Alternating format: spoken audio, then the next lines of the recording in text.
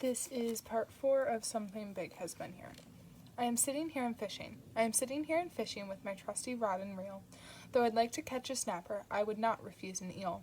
And a pike would be delightful, and a cod would be okay. And a bass would be fantastic, and a dace would make my day. I am hoping for a haddock. I am eager for a bream. And a perch would be perfection, and a pompano supreme. I'd be grateful for a grunion. I would find a flounder fine. I'd be tickled with a pickernickel and a mackerel on my line. But I've yet to get a nibble at this little fishing hole. I've not seen a single salmon or a solitary sole. Not a miniature minnow, not the sorriest sardine. When you're fishing in the desert, fish are few and far between.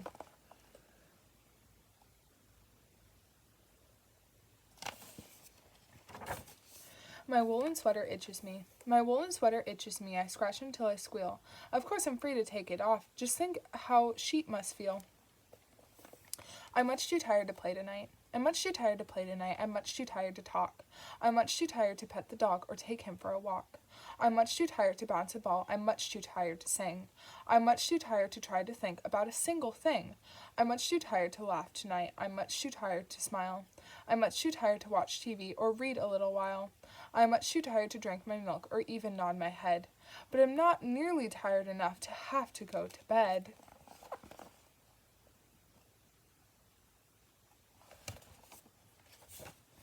My snake along and limber pet is practicing the alphabet. He demonstrates immense finesse in shaping a curvious S. He follows his initial show by closing up into an O, then fabricates an F and G with inevitable artistry. My snake with neither pad nor pen delineates a splendid N, an agile H and a supple L, and an X with little parallel, a shapely J, a graceful A, a seamless C, a clever K. Then pausing for a breath or two, he turns himself into a U. My snake with every skillful twist appends a letter to his list. He makes an E, he forms an N. A Y and V come after them. He diagrams a dexterous D, a subtle T, a nimble Z, a convoluted curly Q, a virtuoso W. My snake performs like a star, portrays a P and acts an R, contorts into a brilliant B with stylish sinuosity, and yet though he may stretch and shake, one single point eludes my snake. Despite his most ingenious try, he simply cannot dot his I.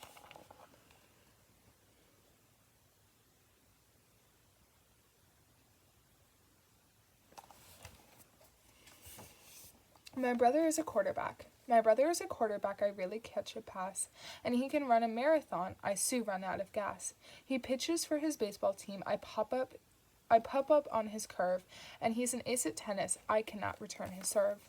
My brother dunks a basketball. I dribble like a mule. He swims like a torpedo. I flounder in the pool. He's accurate at archery. I hardly ever score. He boxes and he wrestles. I wind up on the floor.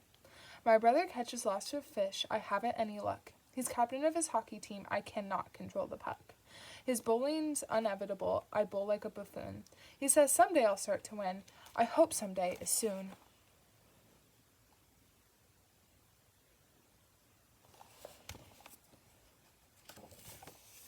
I want a pet porcupine, Mother. I want a pet porcupine, Mother, I said to her early today. She chuckled. It's out of the question. I wish you would go out and play. Then, Mother, I want a gorilla, or else I would like a giraffe. She answered without hesitation. Ridiculous, don't make me laugh. Then, Mother, I want an iguana, a boar, or a bear. She seemed to start growing impatient. She shouted, Get out of my hair! Then, Mother, I want a pet lion. I'm certain a lion would do. I take him for walks every Sunday to visit his friends in the zoo. You cannot have a lion, she told me. Be glad with the pet that you've got. I guess we're just keeping the rhino. She's always liked Rhonda a lot.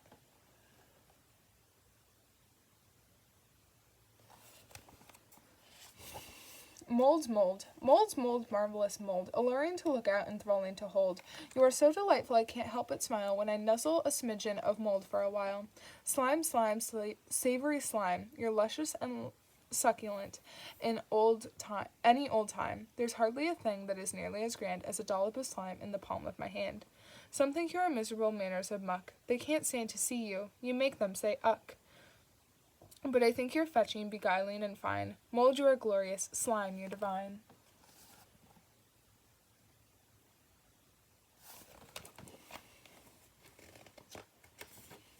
My family's sleeping late today. But I am wide awake, and making all the racket it is possible to make. I'm rapping on a window pane, I'm hammering a nail, I'm playing tackle with the cat and yanking on her tail. I'm racing madly through the house, I'm slamming every door. I'm imitating jungle sounds, I trumpet and I roar. I think I'll play my tambourine and pop a big balloon. They'll never sleep through all of that. They're sure to get up soon. I did not eat your ice cream. I did not swipe your socks. I did not stuff your lunchbox with rubber bands and rocks. I did not hide your sweater. I did not dent your bike. It must have been my sister. We look a lot alike.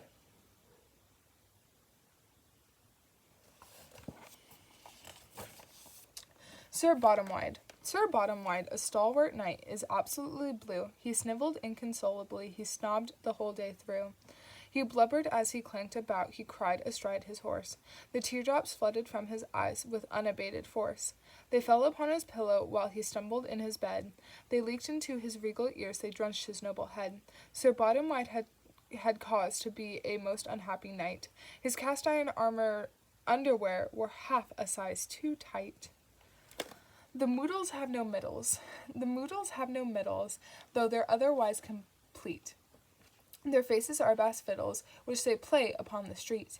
It's apparent, if you've seen them in their bands of 10s and 12s, that there's nothing in between them to connect them to themselves. The Moodles love to chatter, and the Moodles love to sport, despite a lack of matter to provide them with support. It's a mystifying riddle. It's impossible to guess how those Moodles with no middles can survive with such success.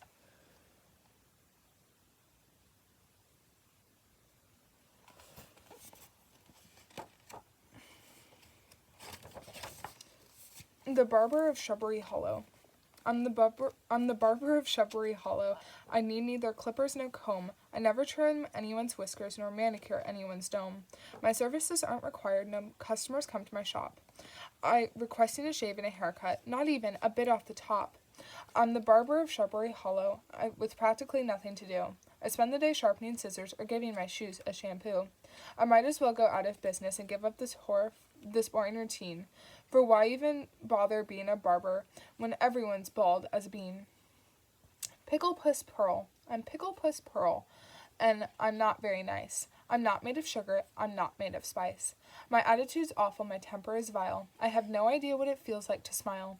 I'm Pickle Puss Pearl, and I'm nasty and sour. My wretched expression can wither a flower. It takes but a blink of my miserable eye for laughing hyenas to break down and cry. If I fix your face with my permanent frown, your stomach is liable to turn upside down. My stare is so cold, it turns water to ice. I'm Pickle Puss Pearl, and I'm not very nice.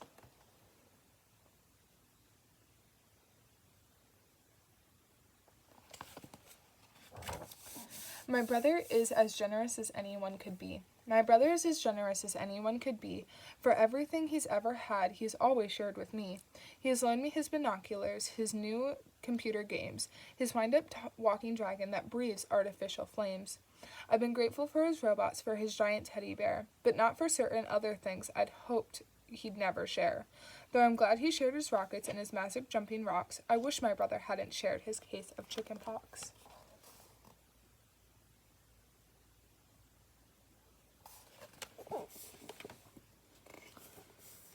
I lost my invisible puppy when we were walking out today. She disappeared into the bushes and totally faded away. My puppy is not to a parent. My puppy is paler than pale. She tends not to draw much attention. She wags an invisible tail. She wears an invisible collar. Her leash is invisible too. I fear that she's vanished forever. She's totally hidden from view. I'll miss her obscure little antics, her odd, indiscernible tricks. She chased inconspicuous crickets. She fetched undetectable sticks. My poor perceptible puppy is probably still in the park. Perhaps if I pay close attention, I'll hear her inaudible bark.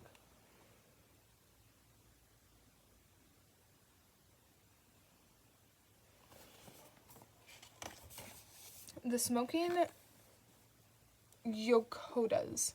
With the smoking yokotas, we sincerely need to smoke, and we do not mind the slightest that our smoking makes you choke. Our malodorous miasma will assail you when we're near. It will irritate your nostrils and compel your ears to tear.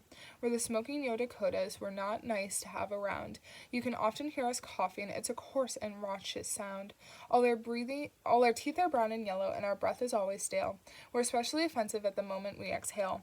Our appearance is unsightly. We have ashes on our clothes. Our aroma is appalling. You may have to hold your nose.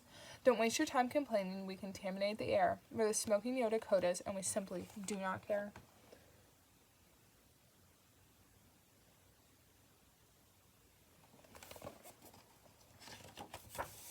Mosquitoes, mosquitoes. Mosquitoes, mosquitoes, stop torturing me. Why can't you behave more considerably?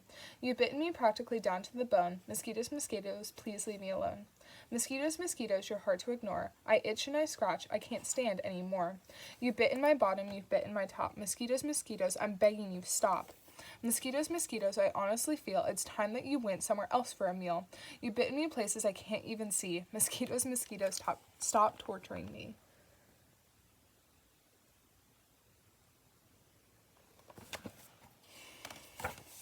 I saw a brontosaurus saunter through my neighborhood. This struck me as peculiar, as I'd heard they'd gone for good. Its proportions were imposing. It was long and tall and wide. I ran home to fetch a ladder, then ascended for a ride. It was hard to sit astride it, for its hide was rather rough, and I had to ride it bareback. There's no saddle big enough. It turned into the sunset, and we started heading west. My parents seemed uneasy, but the neighbors looked impressed.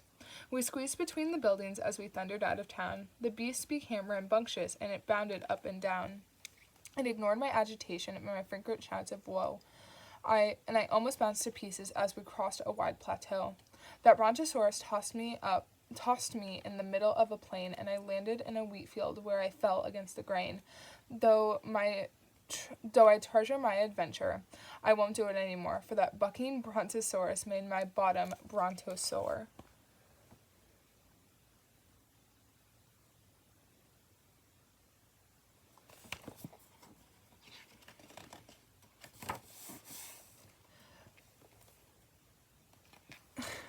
Rhododendra Rosenbloom. Rhododendra Rosenbloom loves the smell of fine perfume. She went to the corner store. There she bought perfumes galore. Buttercup, banana peel, caterpillar, chamomile, rose repugnant, rat regret, vanilla viper violet, green fairfinna willow thrill, dromedary daffodil, frangipani fingernail, gladola garbage pail, sloppy guppy poppy pine, tulip turtle turpentine. Rhododendra Rosenbloom bought 10 kinds of fine perfume. She could not have purchased more. It was just a 10-cent store. I'm certain I sing like an angel. I have a mellifluous voice. The moment I open my musical mouth, the multitudes ought to rejoice. I croon with melodic precision in tones undeniably sweet. I wonder why people throw water at me whenever I sing in the street.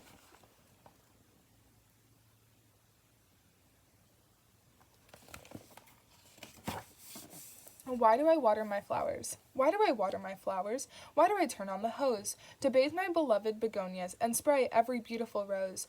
Why do I tend to my tulips and cover them lightly with dew? Why do I sprinkle my lilacs? I haven't come up with a clue. Why do I drench my azaleas, carnations, and sweet columbine? Why do I dampen the blossoms that grace my wisteria vine? It's foolish to water my flowers. I really don't know why I try. They're all manufactured of plastic and manage just fine when they're dry. Super Samson Simpson. I am Super Samson Simpson. I'm super superlatively strong. I like to carry elephants, I do it all day long. I pick up half a dozen and hoist them in the air. It's really somewhat simple, for I have strength to spare. My muscles are enormous, they bulge from top to toe, and when I carry elephants, they ripple to and fro. But I am not the strongest in the Simpson family, for when I carry elephants, my grandma carries me.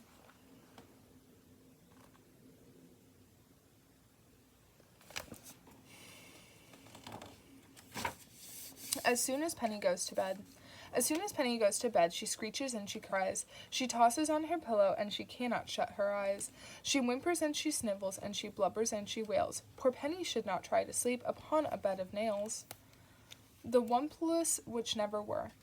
The Wumpaloons which never were had silver scales and purple fur. Their wings were alabaster white, their manes as black as anthracite. Their legs were pink and indigo, with toes of bright pistachio.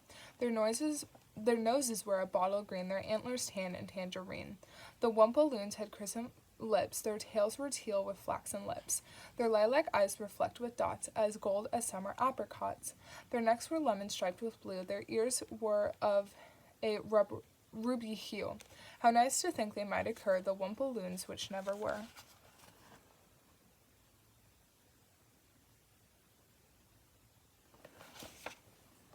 As I am recording this, this is going to be part 5 of Something Big Has Been Here, but there's not that many poems left, so if you see this tacked on to the end of part 4, that's why. My fish can ride a bicycle. My fish can ride a bicycle, my fish can climb a tree. My fish enjoys a glass of milk, my fish takes naps with me. My fish can play the clarinet, my fish can bounce a ball.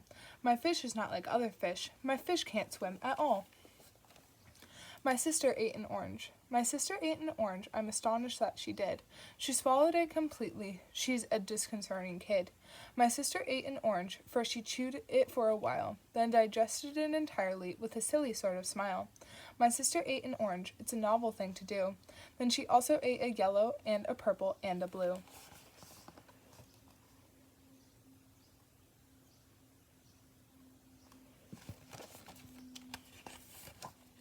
An elephant is hard to hide. An elephant is hard to hide. It's rather tall, it's fairly wide. It occupies a lot of space, you just can't put it any place. It's quite an unrewarding chore to try and cram it in a drawer. A closet's somewhat better, but you're apt to find the door won't shut. An elephant beneath your bed will manifest both tail and head, and in the tub there's little doubt that it will soon be singled out. An elephant won't simply sit, it tends to move about a bit. This trait, when coupled with its size, makes it a nightmare to disguise. An elephant, if kept around, is almost certain to be found. Your parents may suspect one's near when peanuts start to disappear.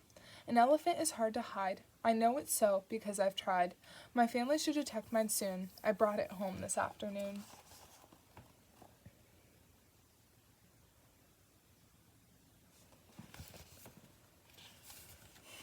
Mother Goblin's Lullaby. Go to sleep, my baby goblin, hush a-by, my dear of dears. If you disobey your mother, she will twist your pointed ears. Little goblin, stop complaining, time for all your eyes to close. If you make your mother angry, she will bite your tiny nose. Slumber sweetly till tomorrow. Do not worry, mother's near. Dream of demons wildly screaming. Hush a-by, my goblin dear. My brother's bug. My brother's bug was green and plump. It did not run, it could not jump. It had no fur for it to shed. It slept all night beneath his bed. My brother's bug had dainty feet. It did not need a lot to eat. It did not need a lot to drink. It did not scream. It did not stink. It always tried to be polite. It did not scratch. It did not bite. The only time it soiled the rug was when I squashed my brother's bug.